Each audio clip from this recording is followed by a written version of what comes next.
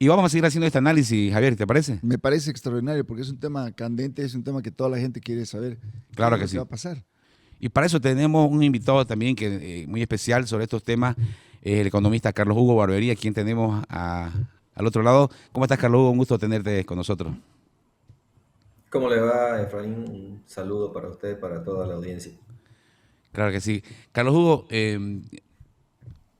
estábamos saliendo de una difícil temporada de bloqueos de más de 50 días y bueno, lo que menos quiere la empresa ahorita es generar más incertidumbre. ¿Qué pasa con esta medida del nuevo tipo de cambio flexible ahora?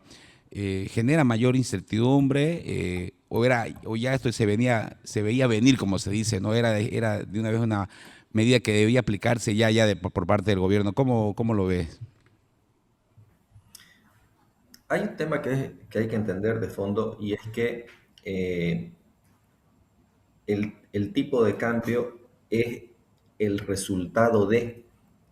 Mm. Entonces, es decir, muchas personas mencionaron a lo largo del tiempo, ya el paralelo está en X, Y, Z, entonces no tiene sentido de una vez, no, no es así. O sea, el tipo de cambio no es por donde se empieza, es donde asienta el éxito de las correcciones en la economía. Y claramente todavía faltan muchas, de fondo la mayoría, y prácticamente todas en manos del Poder Ejecutivo y el Poder Legislativo. Carlos Hugo, tú estás diciendo un tema que me parece muy relevante.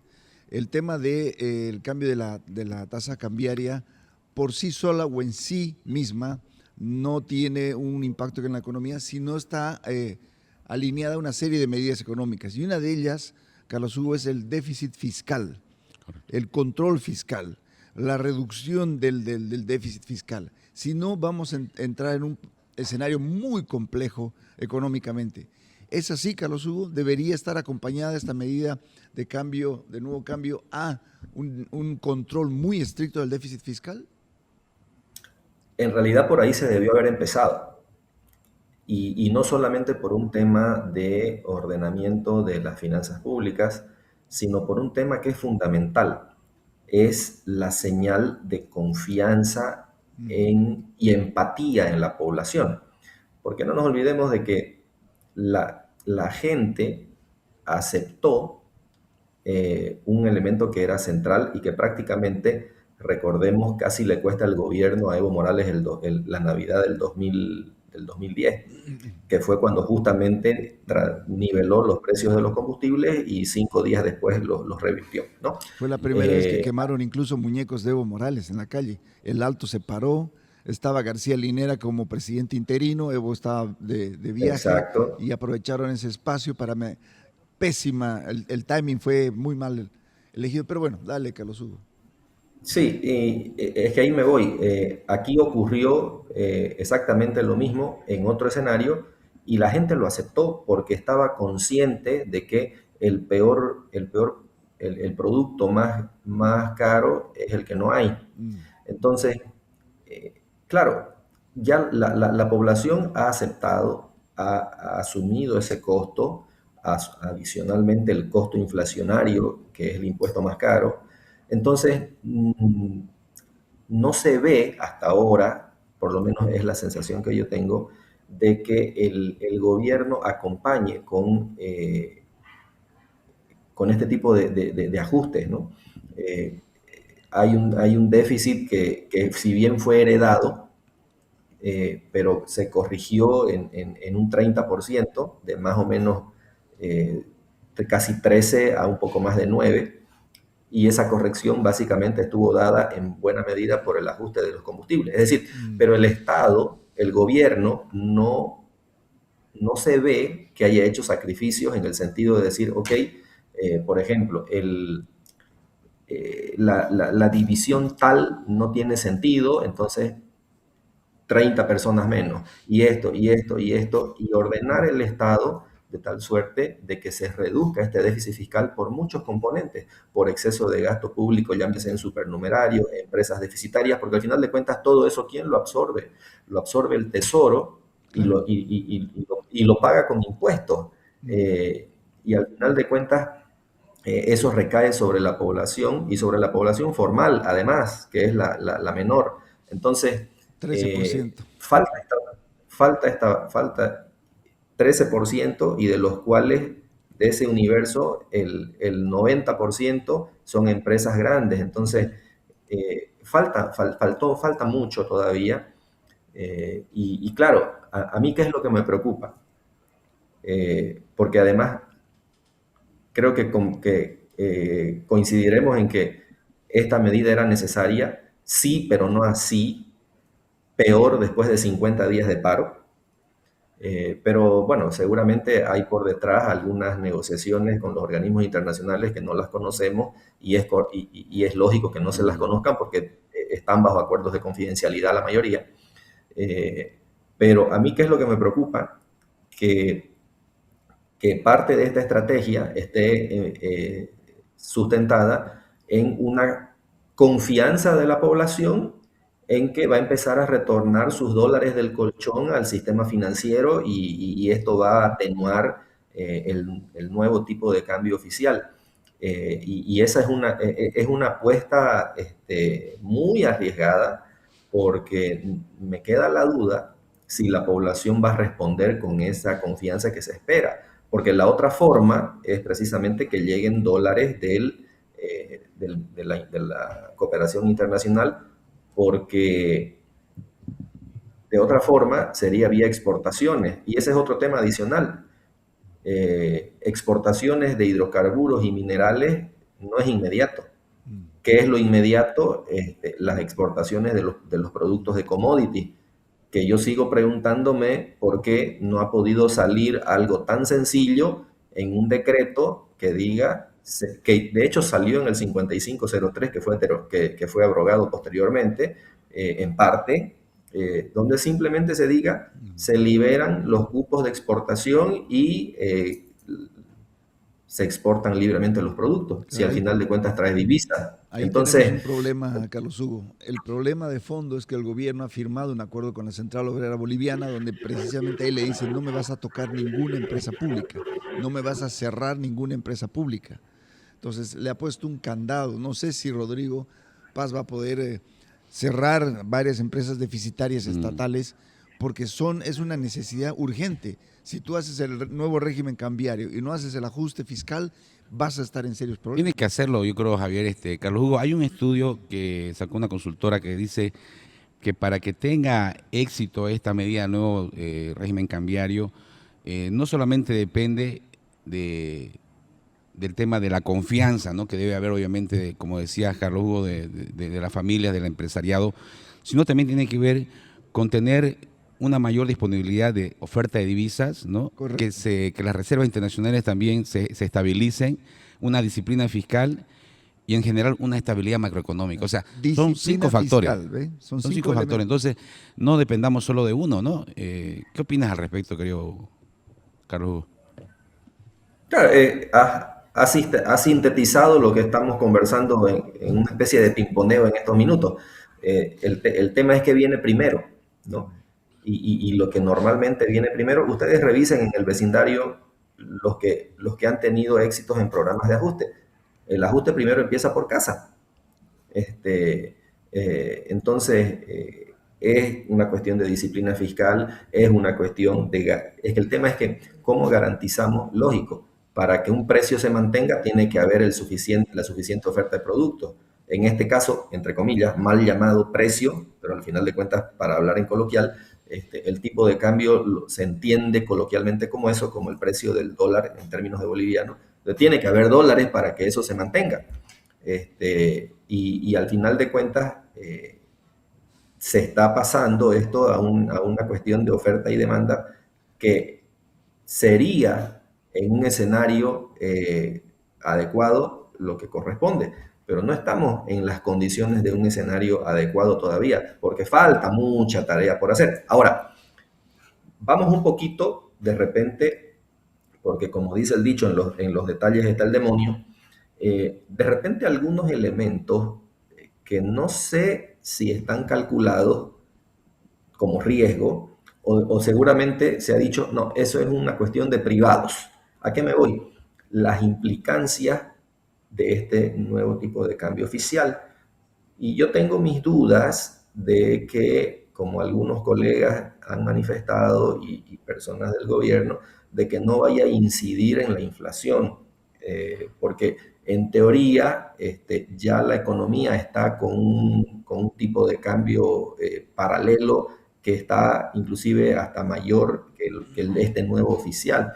Me queda mi duda porque la teoría del precio descontado está probada ya suficientemente en la evidencia y influye mucho las expectativas. A Argentina le pasó y no hay ni para qué andar en eso. Pero yendo a las cosas puntuales, ustedes han visto recientemente problemas de deudores en dólares en cuestiones inmobiliarias, lotes, terrenos, que se ha generado un problema. No deja de tener un impacto social. No es tan así de que el 99% de los créditos están en Bolivia.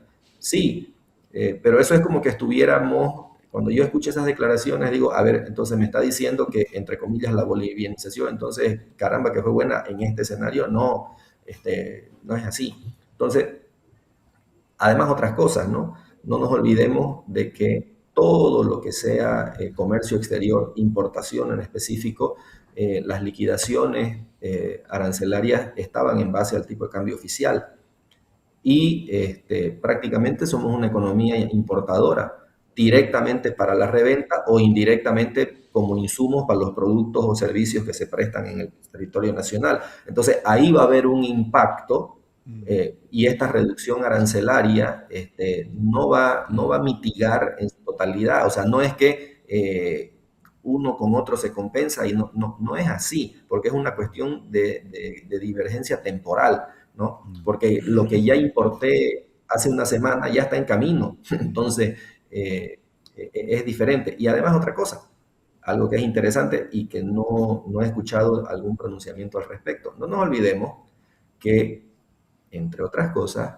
las tarifas eléctricas tienen un componente indexado al tipo de cambio oficial. Así es, Carlos Básica, Hugo. Es, básicamente, la regulación de precios y tarifas, que es un sector regulado, que viene de larga data, desde el, si no me equivoco, es el 26094, el decreto que lo regula, literalmente para elementos de distribución, transmisión, nodos, que hacen toda la estructura de que llegue la energía eléctrica al consumidor final.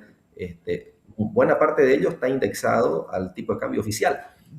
Indudablemente, cuando empiece un nuevo ciclo eléctrico, no sé si estoy diciendo bien el término, seguramente ahí va a haber un efecto y veremos realmente cómo impacta eso en el consumo de la gente y por ende en su disponible, que no hay que olvidar que ya viene deteriorado. ¿Por qué? Porque tenés una inflación de 20% al 2025.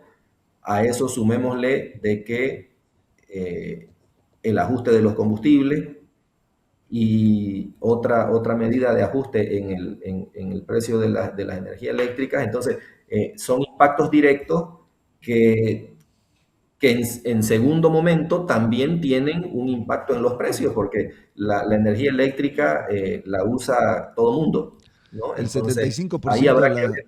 de las industrias en Bolivia usan electricidad, Carlos Hugo. El 75%. Entonces, si está Y la, indexado y, al 6.96, ahora va a escalar, o sea, va a haber un facturazo aquí. O sea, ahí va a ver cómo lo que se llama, cómo se administra la estructura tarifaria, porque no nos olvidemos que tenés sector domiciliario, sector industrial, sector comercial, en fin, hay que ver ahí cómo rebalancean y me da la impresión, porque no nos olvidemos que hay un sector de hasta 100 kilowatts, si no me equivoco, que tienen ciertas condiciones. Me da la impresión que, y es hasta lógico, ¿no? Dentro de esta ilógica, que el sector domiciliario sea el menos afectado, pero al final de cuentas, del mismo coloquialmente del mismo cuero tienen que salir las correas, por lo tanto, dónde va a balancear eso? En el comercial o en el industrial, y eso qué va a implicar traslado de esa incidencia de costos al precio final de productos o servicios en el sector comercial o en el sector industrial. ¿Sabes qué, Carlos Hugo? Mira, Efra, yo cómo lo veo en términos muy simples, muy de calle. Estamos viviendo un estado obeso, ¿no es cierto? Enorme, gigantesco. Con el nuevo régimen cambiario le estamos diciendo, deja de comer hamburguesas, perfecto, pero sigo fumando, sigo tomando alcohol, sigo sin hacer deporte. Entonces, la crisis es sistémica. Integral, pues, claro. Creo que ese es el concepto de fondo y que Carlos Hugo nos está tratando de explicar. Esta es una crisis sistémica. Por lo tanto, necesitamos una nueva ley de inversiones, una nueva ley de electricidad, una nueva ley de hidrocarburos, una nueva ley de minería. Y si no atacamos este tema bajo una mirada sistémica, vamos a cometer o se van a cometer graves errores. Por eso Carlos Hugo dice, esto solo no funciona. ¿Es así, Carlos Hugo? Estoy hablando... Mira, con tu permiso te voy a parafrasear porque has hecho una analogía bastante interesante, pero es como que, a ver, hablando del estado obeso, y perdón por la analogía, que nadie se sienta ofendido, pero es como que la persona que tiene sobrepeso, por lógica, ¿qué tiene que hacer? Tiene que bajar de peso y tiene dos alternativas, pero ninguna de esas funciona si no deja de comer el exceso. Claro.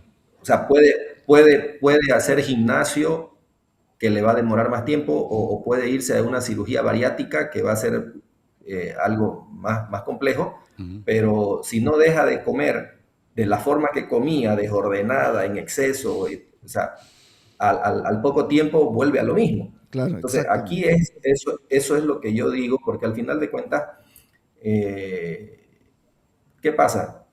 Hemos cambiado de funcionarios y de repente ahora la cara que vemos no nos disguste tanto respecto a la que veíamos antes, pero al final de cuentas el costo es el mismo. Claro que sí. Bueno, y como tú decías, Carlos Hugo, no es como mencionó ayer en conferencia de prensa el presidente del Banco Central de Bolivia, que decía, ¿no? Que esto no va a ocasionar ningún tipo de incremento en los precios, ¿no? Porque ya era algo que se había aplicado ya anteriormente. Los precios ya han escalado. Él decía, no hay ninguna devaluación, ¿no? Porque ya esa devaluación se vino dando desde 2023, ¿no? O sea, están lanzando ese mensaje porque cabalmente, acabamos de mencionar, sí se va a dar todavía eso, claro, ¿no? Efraín, perdón que lo corte. Lo que pasa es que dice el dicho que muy pocas veces tenemos la oportunidad de experimentar en cabeza ajena. Esto lo dijo Alfonso Prat Gay en el primer año del gobierno de Macri. Sí, me acuerdo. Y fijémonos cómo terminó. Espantosamente. O sea, no, y no es que las condiciones eran diferentes. O sea, eran diferentes, pero nuestras condiciones ahorita estamos quizás hasta peor que las que tenía Macri en su momento. Entonces, a ver, había que hacerlo, sí, pero no así. O sea, imagínense, a ver, perdón, y solamente para un ejemplo, X segundos. Hay empresas que lógicamente pues tienen deudas en dólares, las menos, pero las tienen, ¿no? Entonces, imagínense una empresa que viene saliendo de 50 días de bloqueo, claro, ha vendido menos y resulta que ahora esa deuda en dólares, de $10,000 que tenía, en términos de bolivianos, ahora le ha generado una pérdida. Y además sus ingresos son en bolivianos, no en dólares. Pérdida en ventas por el bloqueo y ahora pérdida por diferencia de cambio. Resultado final, entonces, ¿qué va a ocurrir? Bueno, por eso digo, sí, pero no así y peor después de 50 días de bloqueo. Exacto. No era el momento adecuado, ¿no? Para hacer tan medidas. El timing siempre es importante. Nunca. El timing y la comunicación son dos elementos que te pueden tirar abajo una muy buena medida. Sí, correcto. Sí. Carlos Hugo, muchísimas gracias por tu explicación, por tu análisis, muy interesante. Te vamos a volver a llamar, obviamente, para que hablemos de estos temas. Vamos midiendo la temperatura de cómo va a ir evolucionando este tema, que es realmente crítico a dónde estamos yendo. Entonces, gracias, Carlos Hugo, por tu tiempo. Muchas gracias, Carlos Hugo. Un placer. Saludos para todos. Gracias.